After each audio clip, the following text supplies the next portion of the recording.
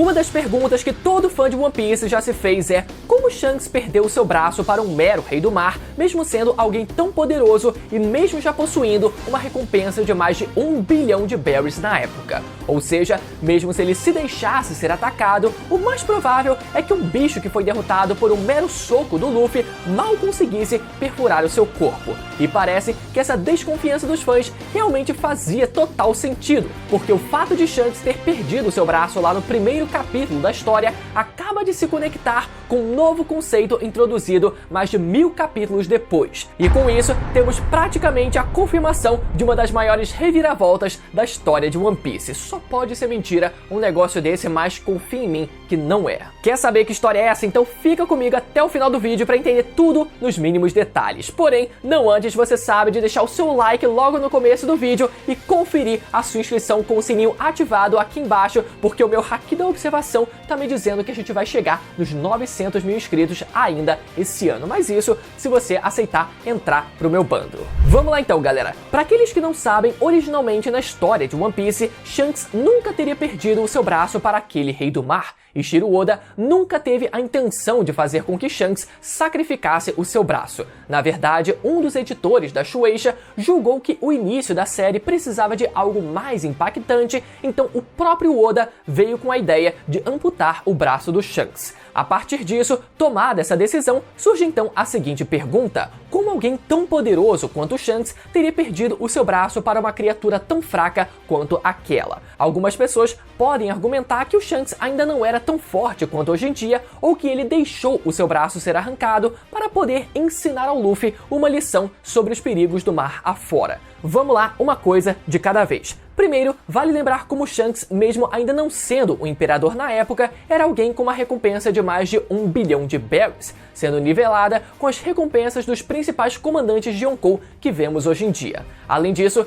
já vimos personagens como Zoro, durante o arco de Punk Hazard, serem mordidos por tubarões e não sofrendo nenhum dano aparente. E eu acho que essa é uma comparação minimamente razoável de se fazer. Então, mesmo que Shanks não tenha um corpo anormal como Kaido e Big Mom, por exemplo, e mesmo que ele não tenha usado seu haki para se proteger, eu acho difícil imaginar que ele teria o braço completamente arrancado por um mero rei do mar, especialmente um que foi derrubado pelo Luffy com um mero soco. Claro, também existe a clássica tese de que o Shanks deixou o seu braço ser arrancado para ensinar uma lição para o Luffy, mostrar a ele como o mar pode ser um lugar perigoso e que ele não devia apressar o começo da sua jornada. Tanto que o Luffy aprende a lição e decide não perturbar mais o Shanks para ir com ele em suas aventuras. Então, a lição foi sim passada. Essa é uma tese que divide a opinião das pessoas se havia mesmo a necessidade do Shanks deixar o seu braço ser arrancado ou não. Por um lado, só pelo fato do Luffy quase ter morrido afogado e sido devorado pelo Rei do Mar, a gente já pode imaginar que esse já seria um trauma grande o suficiente para que o garoto aprendesse a lição, mas por outro lado, temos o Shanks, alguém que provavelmente recebeu a missão de encontrar e passar a fruta de Nika para o sucessor direto do seu ex-capitão Roger.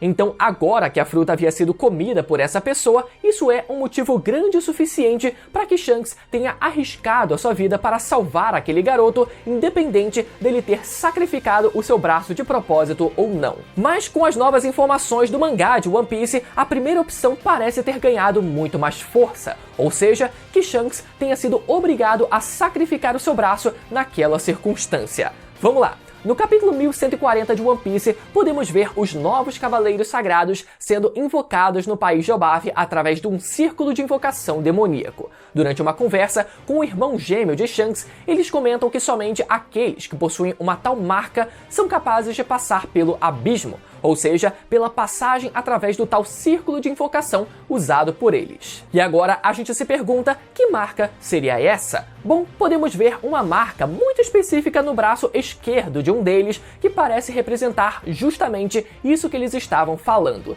Então isso significa que todos aqueles com poderes demoníacos, tanto os Cavaleiros Sagrados quanto os próprios Gorosei, devem carregar essa marca em seus braços ou em seus corpos. E por isso, todos eles possuem habilidades em em comum, como a capacidade de teletransporte através desse círculo de invocação, imortalidade, comunicação por telepatia, mas principalmente habilidades de Akuma no Mi baseadas em criaturas das trevas, e por isso quase todas elas possuem nuvens pretas ao seu redor. Como eu já teorizei aqui com vocês antes, eu acho provável que essas habilidades tenham sido compartilhadas diretamente por Imo através do despertar da sua própria habilidade de Akuma no Mi. Sabemos que o conceito do despertar envolve a capacidade de afetar o mundo ao seu redor, sejam objetos inanimados, como também seres animados. Por isso que Luffy consegue moldar o corpo dos seus oponentes como se fossem feitos de borracha. No caso de Imo, ela parece ser capaz de ir um nível além, sendo capaz de afetar o corpo de outras pessoas a ponto de compartilhar o seu próprio poder com elas. E a marca que representa esse conceito é aquela que vimos estampada no braço de um dos Cavaleiros Sagrados no capítulo 1140 de One Piece. Agora, como isso tudo se conecta ao Shanks? Bom, sabemos que Shanks pertence à nobre família Figureland, uma família de Tenryubitos que reside em Marijoa. Sabemos também que Shanks foi encontrado com apenas 1 ano de idade dentro de um baú de tesouros pelos piratas Roger após o incidente de God Valley.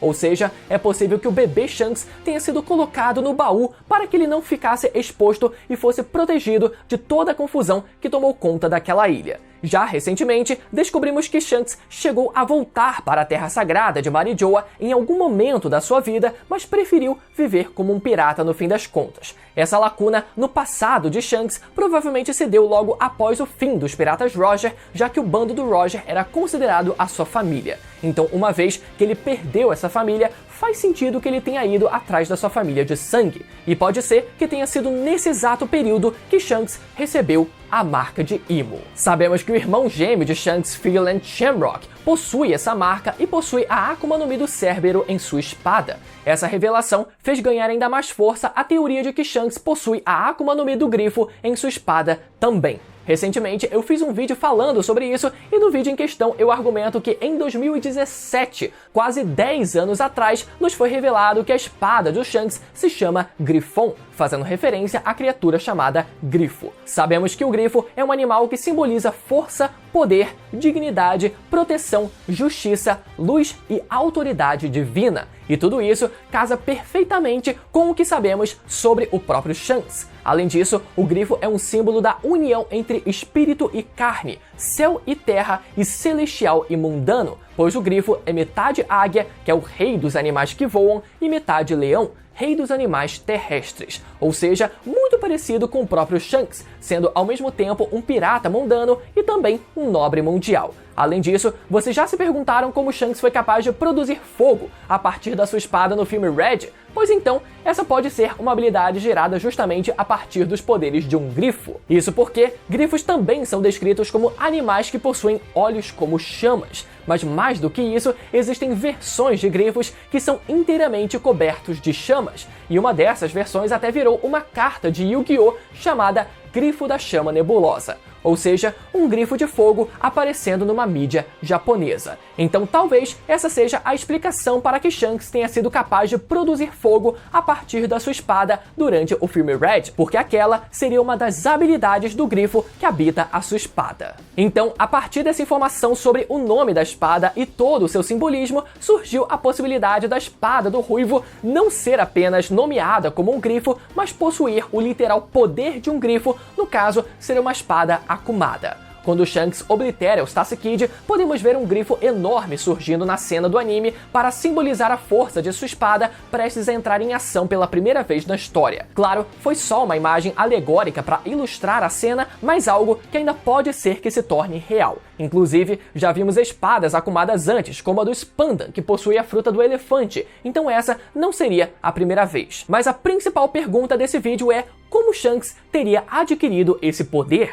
Será que foi através de uma mera Akuma no Mi comum? Seria essa uma Akuma no Mi adquirida pelo governo? Ou será que essa habilidade, idêntica à do seu irmão, também é proveniente diretamente das habilidades de Imo? Sabendo que Shanks voltou para Marijoa em algum momento da sua vida para se reconectar com a sua família de sangue, surge então a possibilidade de Shanks ter recebido um poder parecido com o Cérbero de seu irmão Shamrock, podendo sua espada ter recebido o poder do grifo. Ou seja, Shanks sendo um nobre mundial e alguém com um talento nato para esgrima, faz sentido que ele tenha recebido esse poder ainda durante a sua adolescência, logo depois de ter voltado a habitar a Terra Sagrada de Marijoa. Portanto, se Shanks foi alguém que foi marcado por Imo, isso significa que o seu poder ou até mesmo a sua própria vida poderiam estar em risco a qualquer momento. E sabendo disso, a ideia e a pedrada que eu trago nesse vídeo é que o real motivo para que Shanks tenha perdido seu braço foi para se libertar do controle da marca de Imo.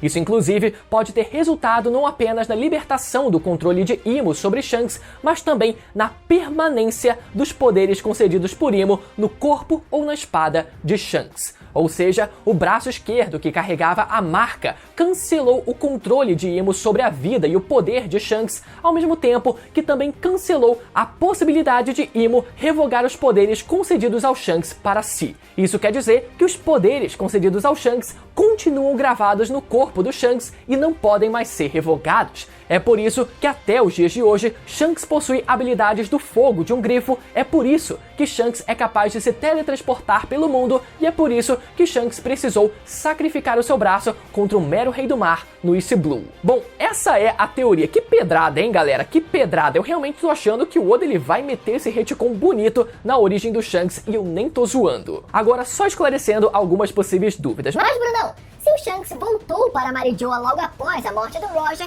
isso significa que ele usava a sua espada antiga e não a sua espada atual? De fato, mas aqui eu preciso lembrar a vocês que esse lance do Shanks ter trocado de espada durante a sua carreira como pirata é algo questionável, já que uma hora ele aparece com a nova e depois ele volta a aparecer com a velha, seguindo a própria cronologia da história mesmo. Então é capaz do Oda só ter metido louco e a espada sempre ter sido a mesma mesmo. Já uma segunda dúvida... Mas, Brunão, se o Shanks tinha a marca no braço esquerdo, por que a gente não vê ela no flashback do Luffy? Bom, de fato, se a gente fosse seguir o padrão da marca que vimos naquele Cavaleiro Sagrado no capítulo 1140 do mangá, a gente deveria ver uma parte da marca no antebraço do Shanks, que é a parte que fica exposta e fora da camisa, que vai até, o cotovelo. Mas ao mesmo tempo, pode muito bem ser que a gente tenha que abrir uma certa concessão aqui, da mesma forma que personagens de One Piece parecem extremamente magros quando estão vestidos e depois aparecem bem mais musculosos quando tiram a camisa. Ou também pode ser que a marca do Shanks fosse menor e não chegasse até o antebraço. Enfim, esse é um mero detalhe que o Oda ele pode arrumar uma desculpa e uma resposta sem grandes problemas. Mas é isso, galera. Se você ficou até o final e gostou do vídeo, lembra de deixar o seu like, conferir a sua inscrição no canal com o sininho ativado e deixar o seu comentário com o seu feedback sobre a teoria que eu trouxe aqui nesse vídeo. Será que a espada do Shanks tem ou não uma Akuma no Mi? Será que o Shanks tinha ou não a marca de Imo? Me conta aí nos comentários se vocês compram essa ideia ou não. Aproveita também agora para conferir as duas últimas teorias aqui do canal que vão aparecer na tela agora para você ir lá assistir, beleza? Até a próxima, tchau!